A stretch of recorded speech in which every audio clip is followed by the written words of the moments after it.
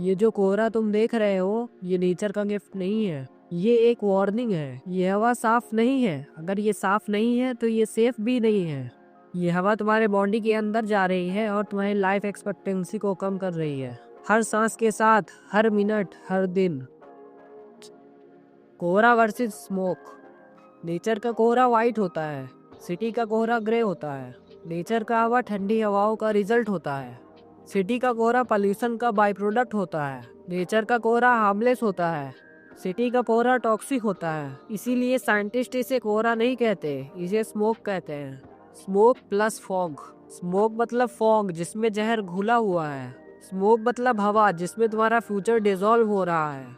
और इस स्मोक का सबसे खतरनाक हिस्सा है PM 2.5।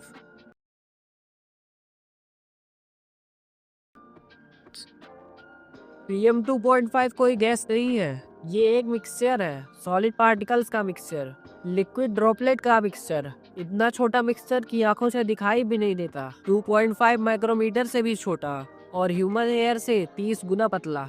इसीलिए ये हवा में उड़ता रहता है और आसानी से इनहेल हो जाता है। और जब इनहेल होता है तो लंग्स तक रुकता नहीं, ये लंग्स को क्रॉस करता है, ब्लड स्ट्रीम तक जाता है, हार्ट तक पहुंचता है और फिर ब्रेन तक भी पहुंचता है, हर एक ऑर्गन तक पहुंचता है। डैमेज साइलेंटली होता है, पेन इमीडिएटली नहीं होता, वार्निंग नहीं मिलती। इसीलिए PM 2 को कहते हैं invisible killer. Asthma, heart attack, stroke, lungs cancer, ये सभी रिस्क PM 2.5 के साथ बढ़ जाते हैं।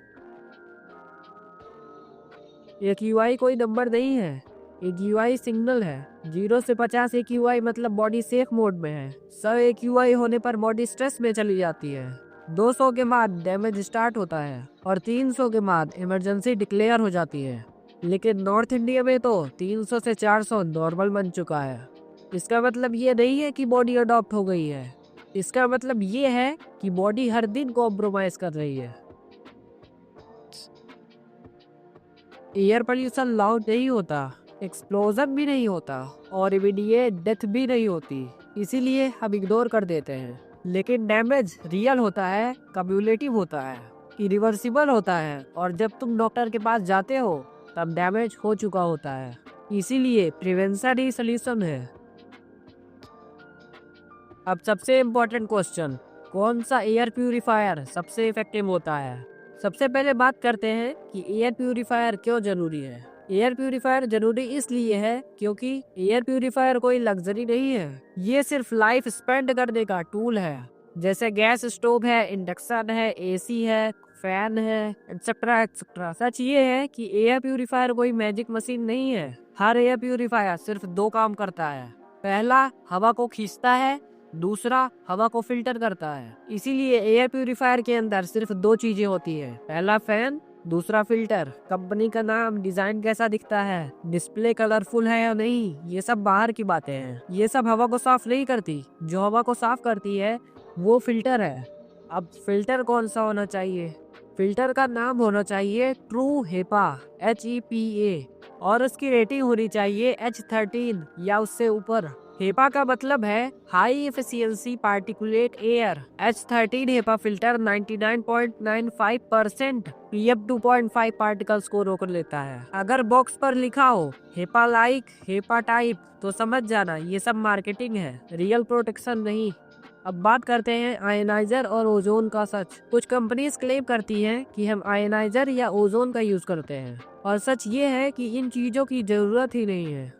फैन और फिल्टर काफी है। ओजोन खुद एयर पोल्यूटेंट है और PM 2.5 को फिल्टर नहीं करता, इसीलिए इस सब से दूर रहो। नेक्स्ट है CADR क्या होता है। अब दूसरी इम्पोर्टेंट चीज, CADR।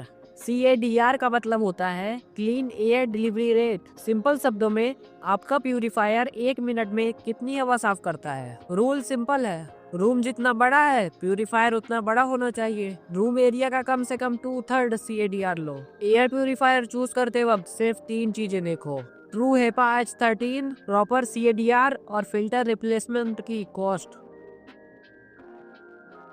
अगर बजट इशू है तो सोल्यूशन खुद बनाओ। पेन लो, HEPA फिल्टर लो, कार्डबोर्ड लो, टेप लो और एक बॉक्स बनाओ। या तो छोड़ो ये सब, यूट्यूब पर एक वीडियो देख लेना, how to make air purifier at home easily, क्योंकि ये इफेक्टिव होता है। साइंटिफिक स्टडीज कहती हैं DIY एयर प्यूरिफायर भी PM 2.5 को 75% रोक लेता है। चीप नहीं है, स्मार्ट है।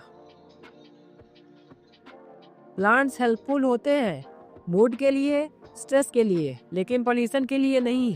ट्रूथ अनकंफर्टेबल है, पर एक दो प्लांट से एक UI कंट्रोल नहीं होता। रिसर्च कहती है मीनिंगफुल इम्पैक्ट के लिए कम से कम 100 प्लांट्स चाहिए। प्लांट्स बोनस है, सोल्यूशन नहीं। Seal your house. Indoor PM 2.5 का 50 to 90% सोर्स आउटडोर पोल्यूशन होता है। Door gaps, window gaps PM 2.5 को इनविटेशन देते हैं। You have to block them. No dry sweeping. झाड़ू PM 2.5 को उड़ाता है, पोछा PM 2.5 को पकड़ता है, वैक्यूम PM 2.5 को लॉक करता है। Simple physics. Indoor pollution sources, जो भी जलता है PM 2.5 को क्रिएट करता है। कुकिंग, अगरबत्तियां, कैंडल्स और gas stove equal to gas plus PM 2.5। Solution है वेंटिलेशन, एग्जॉस्ट फैन। कुकिंग के कुछ देर बाद भी फैन ऑन रखो। क्लीन एयर कोई लग्जरी नहीं है, ये सिर्फ बेसिक नेसेसिटी है। जैसे ही पानी फिल्टर करते हो वैसे ही हवा फिल्टर करनी पड़ेगी। सिस्टम स्लो है पर सांस वेट नहीं करती। आज एक्शन लो, कल नहीं। Awareness is your first filter. अगर ये वीडियो अनकंफर्टेबल लगा तो मतलब जरूरी था। शेयर करो बच्चों के लिए, पेरेंट्स के लिए और खुद के लिए। तो फिर चलो मिलते हैं किसी नेक्स्ट वीडियो में। Till then keep learning, keep growing.